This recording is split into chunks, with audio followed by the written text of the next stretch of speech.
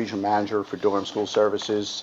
My territory is the entire state of New Jersey and New York City. I am here to, I guess, kind of primarily address the grounds and the basis of the award. As you mentioned, it goes to the lowest responsible bidder. I'm questioning on whether the bidder that you intend to award to has been vetted properly, and he is identified as the most responsible, lowest responsible bidder. I'd like to actually point out that when I submitted my bid for this in the proposal, I presented this also, and I don't know if any of you guys were able to see it, but this is your guys to keep. It is a copy of what was submitted with the bid proposal, which does recognize and prove that we are a responsible bidder. It includes references, it includes our safety and training program, it includes our fleet, it includes our maintenance program, everything that would qualify somebody as a responsible bidder. No other contractor that submitted it, although it was not required, did not prove at that point that they were responsible bidders. I think that I just need to be reassured that you took all this into account and came to your resolution that they are the lowest responsible bidder. I guess that's all I got. We've been servicing the district for 8 years through Durham School Services. We've proven ourselves. We do have all the vehicles. We have a sustainable bid. We've provided that we have the financial wherewithal to continue to service the bid. We submitted a long-term plan for this. We plan to be here moving forward for many years into the future. Our plan includes adding 6 brand new vehicles to your fleet this year, and over the next 5 years into year 3, 4, and 5, cycling in 8 additional new vehicles each year. So that you guys are always, at the latest state of the art. We do offer in the state, in the interest of safety, all of our vehicles, across the entire nation, are being equipped with DriveCam systems. That is a 24-hour, 7 days a week, 100% of the time camera that runs on the drivers and the roads outside. And in the event that there's any type of altercation or anything that throws off a system on the bus, it captures that video, and it helps us provide and train the drivers. It gives us detail exactly what happened and what occurred. At that point, we take that video and whether it be used for a law case or a criminal, or if anything was done, or a training process, we evaluate it and we work on training our drivers and continuing to be better drivers. We have a zero tolerance. It's in there, our zero tolerance for cell phone use. If we catch a driver with cell phone use, it's immediate grounds for termination. So these are all just different types of safety measures that we have in place that we put in our bid to identify us as a responsible bidder. Again, we are the only contractor that submitted this. We are, to my knowledge, the only one that has proven themselves to be the lowest responsible bidder. And I just want to make sure that everybody took that into account. Thank you. Thank you.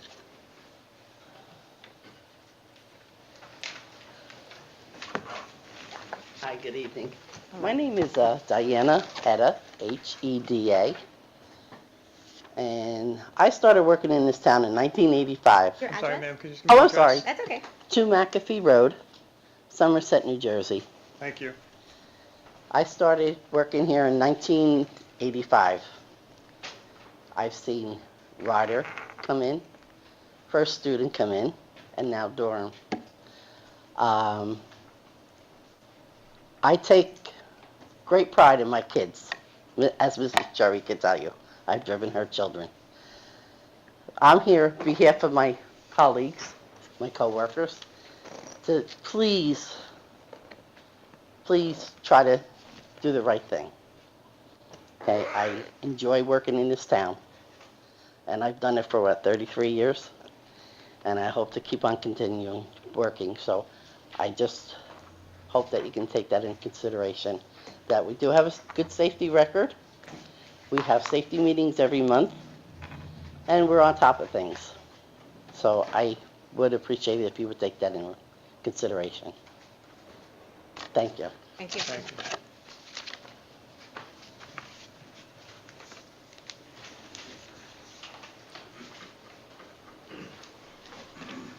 Good evening, everyone.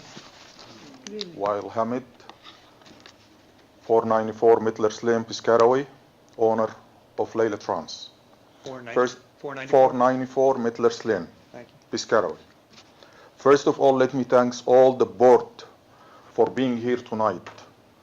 A lot of people doesn't know the efforts you putting in order to educate our kids, to safely transport them, and to make sure they're getting the best of the best all to them.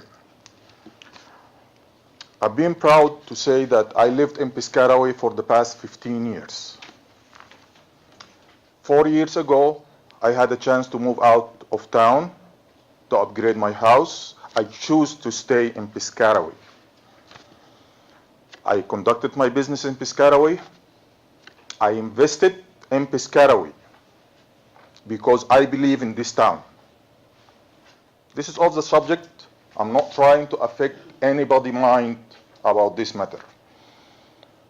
Unfortunately, I hear some negative comments from people shouldn't be talking about us because they have nothing to do with this bid at this moment.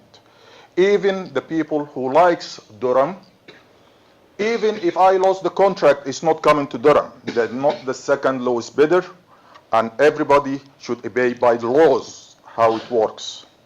So if somebody mislead the others that they are the second lowest bidder, has to be cleared.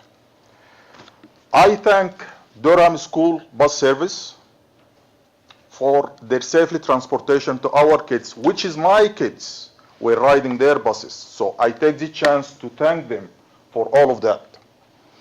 But for them to judge my financial ability, my ability to buy buses, my ability, first of all, the bid doesn't specify buses has to be here now. It has to be available in reasonable time before the start of the school.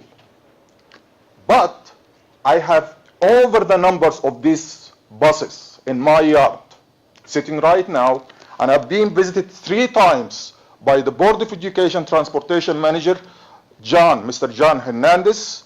Twice he met with me, he saw the buses, or at least he feels confident that I'm able to perform this contract in the beginning of the school year. Also, what he doesn't know, that I know he came back on Friday evening, and I have my employee who watched my yard told me and described his car, and I knew that that's him.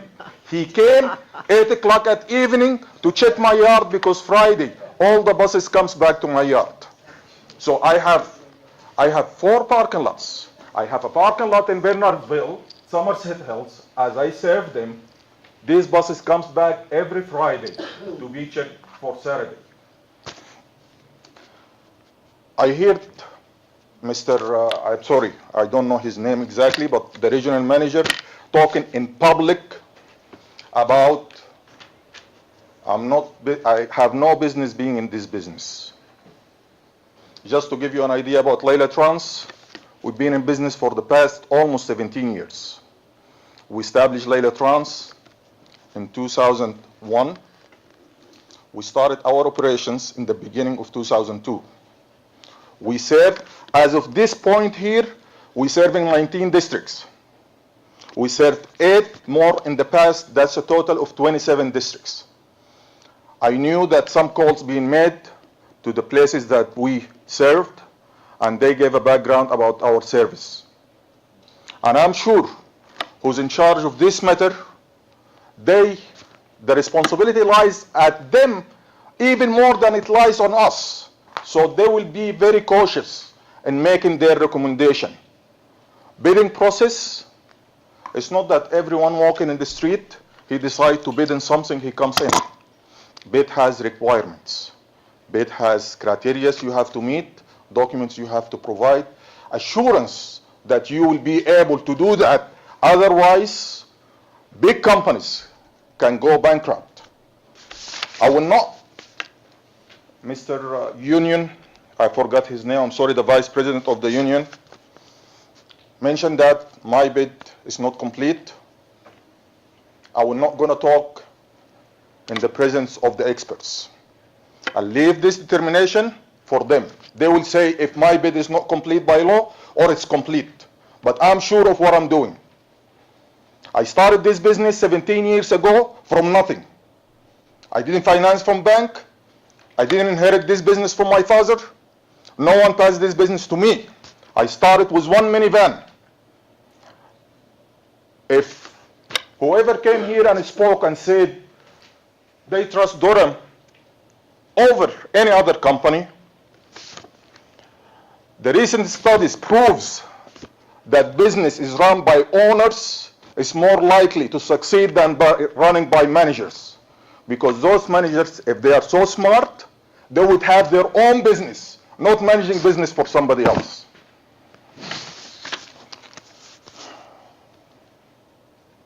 Layla Trans has an excellent safety record.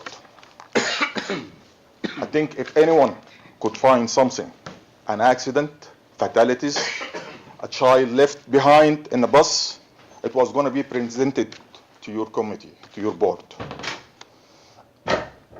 We never had a fatality. We never had a safety issue with our buses. I'm not saying we are perfect, but things happen every once in a while. For some factors that we have no control over, road conditions, weather, human errors, equipment failing, this happens. I'm not lying to say we are the perfect company, but we are in the top of everything. Whenever something happens, we fix it right away. I served our community, I served our district, not with the easy runs like this running in the local roads. Each school takes like 15, 20 minutes from pickup. I served the district going to faraway schools, special needs students with a lot of other problems could face, a bus company or a transportation business. And I never failed. Our record. Hamid, I'm just going to ask you to wrap it Sure. up, please, to respect all the potential speakers. I'm sorry. Thank I'm you. sorry. I wasn't planning, though I have all of this stuff, I wasn't planning to show. But people who trust Durham, I'm not saying Durham is a bad company, but I'm just gonna put facts about the company. This one here is presented by PR News Wire. This is employees talking about the company, that they reported problems to the company, and the company never corrected it, and they suing 85 employees suing Durham. This is a bus inspector. Her name is Sherry McNary, and this is reported in Fox 13. This is a public document. I obtained it online. Anyone can see it, anyone can read it, anyone wants copy, I'm willing to provide it. It says exactly, McNary was in charge of bus safety inspection and training. She said, Durham managers would ignore requests to place buses out of service. McNary said a manager insisted an employee drove a bus with brakes that were losing pressure and didn't pass a static test. The driver refused, was sent home, and the manager drove the bus without proper license. Hamid, Mr. Hamid. 15 seconds, please. And then actually, what we can do is if. Okay, I'm sorry. I wasn't gonna represent this stuff if I wasn't being attacked for stuff that they don't know nothing about it. Sir, I This- think you'll have an opportunity to speak again after others have had a chance to speak. All right, You can get back up again. once again, I thank everybody for listening to me. Thank you.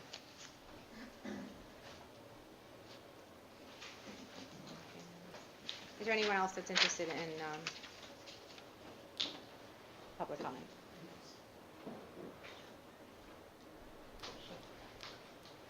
Hello. Hi. My name is Nicole Serrano. I live at 3 Forest Drive, Piscataway, New Jersey, and my kids take the Durham bus. We know those drivers, and we trust them with our children. Now, I'm not saying that Layla's business isn't exceptional or that their drivers aren't comparable, But if you have a child that grows up in Piscataway school districts, you kind of get a rapport with the people who work in Piscataway school districts. And after a while, you begin to trust them with your children, which is a big responsibility. As a mother, I know I'm not willing to let my child go anywhere if I don't know who they're going with. So it's a concern, a very large concern for me, and I'm sure a lot of other parents, when another company comes in. If you have a disabled child, is this bus company going to know how to take care of your child, their needs? Are we to just put our kids on the bus and hope for the best? I'd like to see Durham stay in Piscataway School District. Thank you. Thank you. Thank you.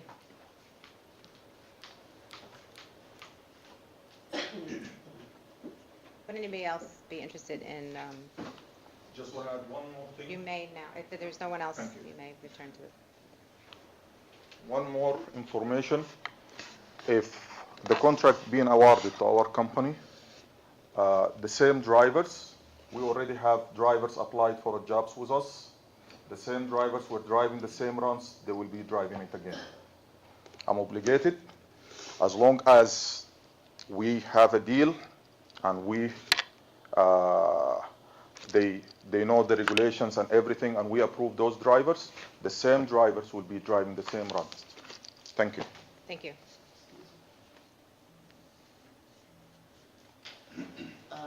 I didn't tell you that the bids were not even voted on yet.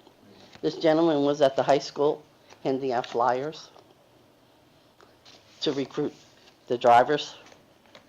So I just wanted you to know that. Thank you.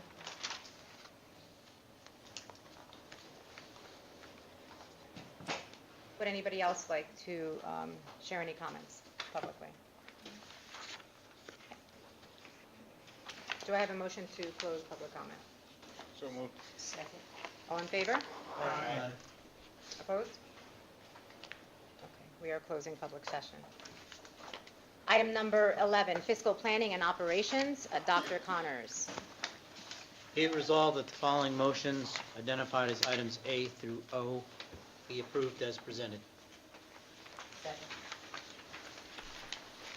Are there any questions or comments on items A through O? Seeing none, Mr. Secretary, would you call the roll? Dr. Connors, Yes. Mrs. Deepan. Yes. Mr. Irwin. Yes. Mr. Johnson. Yes. Dr. Nazir. Yes from A to N and abstain for O.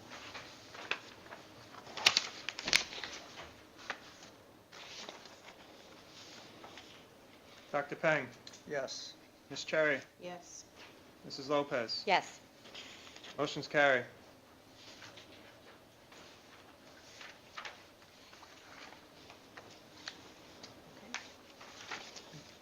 Item number 12. What's that? Oh. Oh, there is no policy. My apologies. I'm sorry. Okay. Item number 13, Dr. Peng, curriculum. Be it resolved that the following motions identified as items A through D be approved as presented. Second. Are there any questions or comments on items A through D under curriculum? Seeing none, would you call the roll, please? Mr. Irwin. Yes. Mr. Johnson. Yes. Dr. Nazir. Yes. Dr. Peng. Yes. Ms. Cherry. Yes. Dr. Connors. Yes. Mrs. Deepan. Yes. Mrs. Lopez. Yes. Motion's carry. Okay, pupil services, Mr. Johnson. Be it resolved, the following motions identified as items A through C be approved as presented. Any Second. questions? Oh, apologies. Second. Any questions or comments under items A through C? All right, seeing none. Mr. Secretary, would you call the roll? Mr. Johnson. Yes. Dr. Nazir. Yes. Dr. Peng. Yes. Ms. Cherry. Yes. Dr. Connors. Yes. Mrs. Deepan. Yes. Mr. Irwin. Yes. Mrs. Lopez. Yes. Motion's carry. Administrative and auxiliary, Ms. Cherry. Be it resolved that the following motions identified as items A through F be approved as presented. Second. Are there any questions or comments under items A through F? Seeing none, if we could call the roll, please. Dr. Nazir, Yes. Dr. Peng, Yes. Ms. Cherry, Yes. Dr. Connors, Yes. Mrs. Deepan, Yes. Mr. Irwin, Yes. Mr. Johnson, Yes. Mrs. Lopez. Yes. Motion's carried. Moving on to item number 16, we have committee reports. Who would like to go first?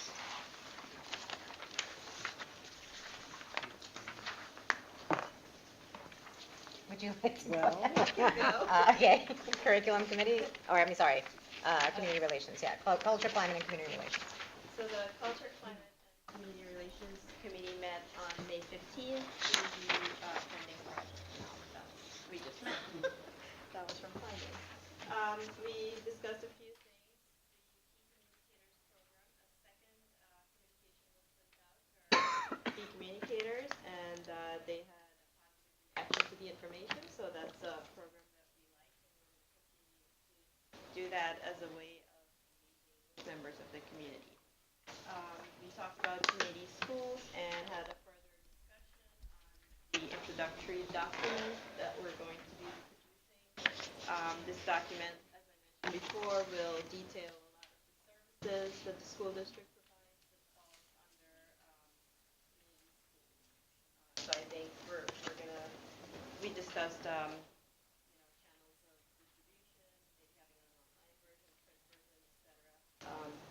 And we also talked about the town hall style meeting that we are proposing for the next school year with the Board of Education members. We're calling it the Brunch with the Board for now. So we talked about the formatting of the meeting. We actually made a lot of progress on the format and talking about timing when we would do it, that it would be a 2-hour meeting. We would have brunch, presentations, and time for visiting families to go around to the information tables and get information there. And we're considering dates in October for the kickoff first meeting. We also, under new business, talked about the importance of communicating with senior citizens in the community and making the liaison at the senior center, providing them with a calendar of our events, inviting a calendar from them, things that are going on there. And we do not have a meeting in June or July. We canceled the June meeting because of year-end activities that are competing. There's a meeting scheduled for July, so the next one is on August 21st. And that's my report. Okay. Yes. I know it's been brought up in the past, and I think we're moving forward with hopefully getting a liaison with the senior center. Have we given any further thought to the topic of transportation in terms of being able to help facilitate bringing seniors over to school events, athletic contests, performances, things of that nature? I think as we establish a relationship with them, certainly we can broach that with them. I know the senior center has transportation, or they have a bus. I've seen them around town, so I know it's something we could work with them, and we also have our transportation department, so I'm sure we can work something out with them. But I think first we have to establish that relationship and get that communication going, which I am working on. Great. Yeah, one of the things we want to do moving forward, to Mr. Oren's point, is, by establishing that relationship or that liaison, that one person that actually lives at the senior center, we would like to start offering like discounted tickets and maybe a dress rehearsal for a musical, sports events like you mentioned. So I think that's something that we definitely want to start doing. Step one being, of course, the liaison, like you said. But I do believe that although they do have that transportation, we can offer even more, I think, in the area, especially because it's evenings and maybe we can help them out. So, yeah, I think it's a great idea. Thank you. Okay. Anyone have any comments or questions for Mrs. Deepan? All right. How about the curriculum committee?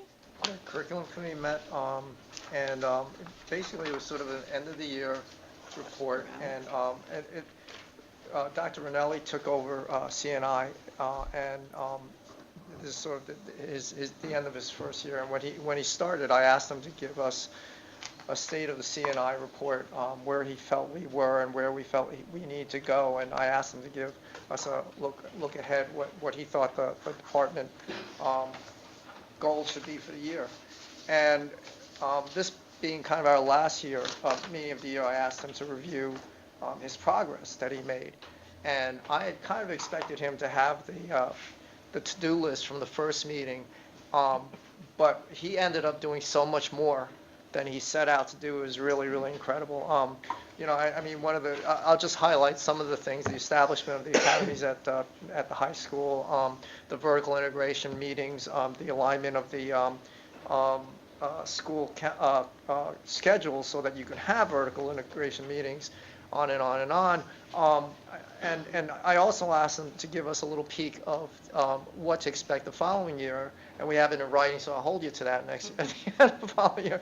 But and he gave us a litany of things, including continuing developing the academies, some of the developing special programs such as the Writers Guild. Anything you'd like to add, Frank, that you'd like to highlight? With the format for next year, we're really looking to articulate with colleges, and then bring the academies down to the middle schools. And there's a lot of things that we spoke about at the meeting that are only good if we keep doing them. All the things that we were able to accomplish this year are a foundation that we built. We need to continue to build on those and do those better and better as we infuse new things. We don't just want to keep piling on new things to everybody that we're trying to accomplish without building that foundation and keep doing things the same way, the right way. So. Yeah, much of it, I think, was a discussion of philosophy, really, about his. I mean, I guess one of the things that Dr. Ranelli emphasized was he kept asking the same three questions. What are you doing well? What needs to be improved, and how do we get that done? And it really is a philosophy that I think goes to another task. I think that he's put forward is sort of developing the culture of the district to be as supportive and proactive and as positive as possible. So that is sort of something that is actually something a priority as sort of intangible as it might seem. It really is very, very critical to success, that kind of thinking. So I just want to thank Dr. Ranelli for all his work this year. Sorry. Sorry. I know.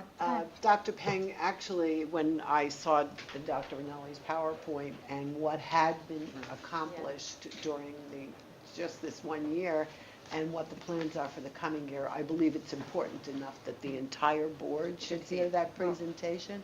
And he is scheduled for June 28th. Oh, okay. Yeah, actually, and that's what I was going to mention. I think at the end of the meeting, I mentioned that if we could get a copy of this for the entire board. But one of the strategies that you used that I thought was pretty interesting, maybe it's because I'm a therapist, I don't know, but I thought it was interesting that you kept all of the things that were accomplished on the list. So it was this, we have a tendency in life to cross those things off of the list that we've accomplished, right? And just cross them off and look at the next things that we have to accomplish.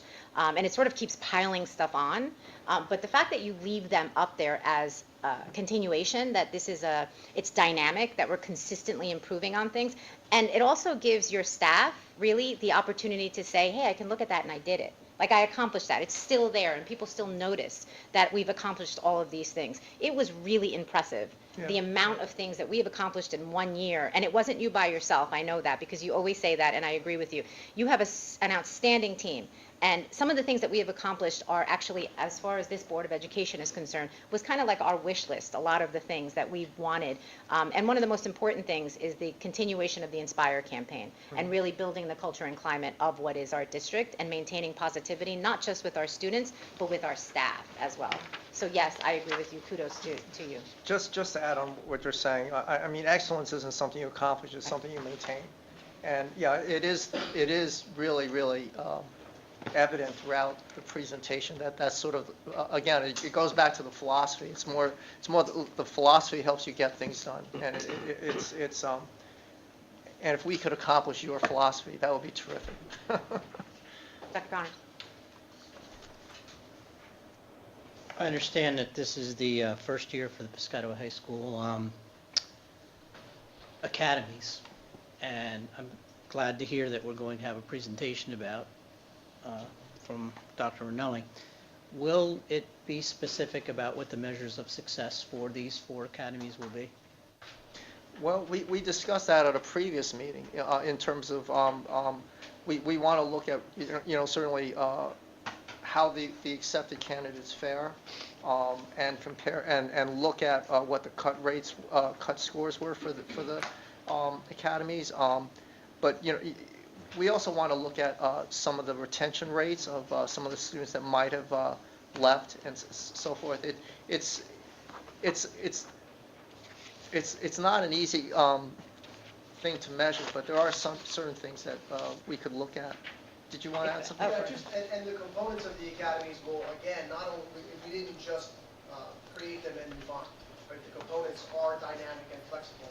And we will see with this first class, as they move along, how well they fare in those classes, in their other classes, and how well they fare versus kids previous year who weren't in the academies or taking the classes as well. So yeah, we will get specific probably 8-10 months from now about how well we fared and the specific requirements we had to get in versus where we are moving forward. So one of the other pieces, and you might correct me if I'm wrong, the purpose of the academies has multiple purposes. There's a lot of arms to this. For those of you that don't know, we're talking about the high school academies that we have just developed with the help of Dr. Ranelli and his team.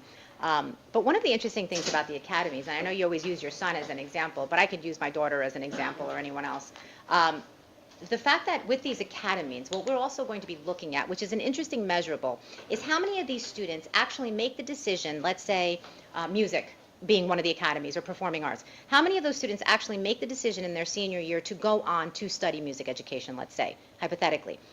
Or how many of them actually go through the academy and say, you know what, this isn't what I want to do, which is an interesting measurable. Because what we're doing is, for me as a university professor, I have so many students at Rutgers University who are sitting in that room with me, their freshman, their sophomore year, saying, I don't want to do this. Because they didn't have an opportunity to sort of dive into engineering or dive into the arts in high school, right? So what is happening then is we're having students that are declaring majors in their junior year or into their senior years, versus our students who are going to be able to make a solid decision one way or the other, whether or not this is what they want to do. And if we can measure that, that's outstanding. We can sort of save time for our students and their families, and money, by the way, when you send your kid off to college and they're like, I think I want to do this, and 3 years later they're like, no, I want to do basket weaving. Yeah. Well, And this is also tied into the AP meeting that we had.